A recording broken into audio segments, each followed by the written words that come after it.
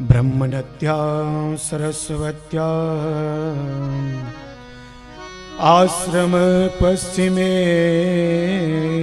તટે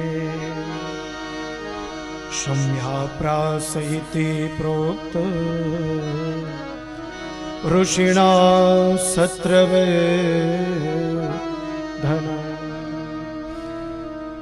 એ યુદ્ધ મેદાનમાં દુર્યોધન તડપી રહ્યો છે અને ભગવાનને વિનંતી કરે છે કે હવે તું મને લે, હવે મને તું લે, હવે તું મને લે.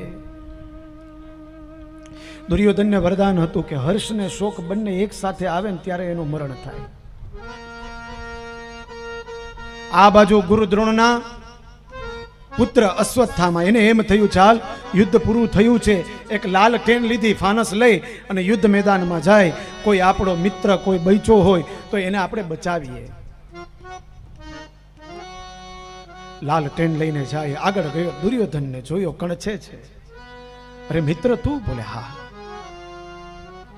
મારો જીવ નથી જતો. શું કામ? બોલે જ્યાર સુધી પાંડવોનું, પાંચે પાંચ પાંડવોના મસ્તક મારા હાથમાં નહીં આવે ને ત્યાં સુધી મારું મરણ નહીં થાય. અશ્વત્થામા કહે છે શું વાત કરો છો? બોલે હા, ચિંતા ન કરો, હમણાં હું ખડગ લઈને જાઉં છું, પાંચે પાંચ પાંડવોના મસ્તક ધડથી અલગ કરી અને હે દુર્યોધન તારા પાસે લઈને આવું છું. દુર્યોધન કહે થઈ શકશે? બોલે હા થઈ જશે, ચિંતા ન કરો. એ જ રાત્રિના સમયે ખડગ લઈને આ બાજુથી અશ્વત્થામા નીકળે, પાંડવોની કુટીર બાજુ જાય. પેલી બાજુ કૃષ્ણ જે પાંડવોના રક્ષક છે એ જાગી ગયા નિદ્રામાંથી. પાંડવો પાસે ગયા, પાંડવોને જગાડ્યા અને કહ્યું ઉભા થાવ, સ્નાન કરવા માટે જવાનું છે. સ્નાન કરવા માટે જવું છે. પાંડવોએ પૂછ્યું નહીં કે હે પ્રભુ અત્યારે અડધી રાતે સ્નાન કરવાનું? બોલે ભગવાને કહ્યું છે ને, એને કહ્યું એટલે આપણે જવું છે.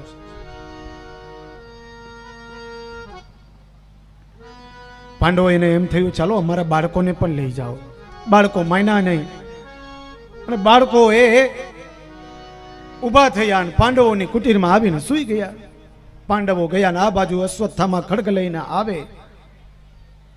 આજે પાંડવોના બાળકો સૂતા છે, રાત્રિનો સમય છે.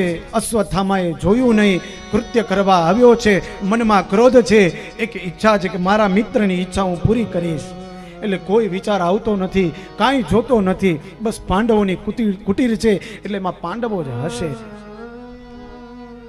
ખડગ લઈ પાંડવોના 5 બાળકો સૂતા હતા ને એના મસ્તક ધડથી અલગ કરી એક વસ્ત્રમાં બાંધી એ પાંડવોના મસ્તક લઈ અને આજે અશ્વત્થામા જાય છે દુર્યોધનની પાસે અને કહે મિત્ર હલે આ પાંડવોના મસ્તક. દુર્યોધન કહે શું વાત કરો છો? આટલી વારમાં, આટલા દિવસ ત્યાં યુદ્ધ ચાલુ હતું, અમે આ કઈ કરી ન શક્યા ને તમે આટલી વારમાં લાવ્યા? બોલે હા.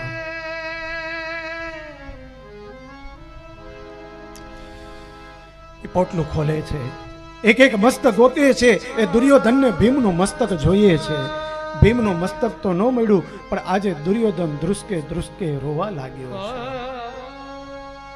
શું કામ? બોલે એને ખબર પડી ગઈ કે આ માથા આ પાંડવોના નથી, આ પાંડવોના બાળકોના છે.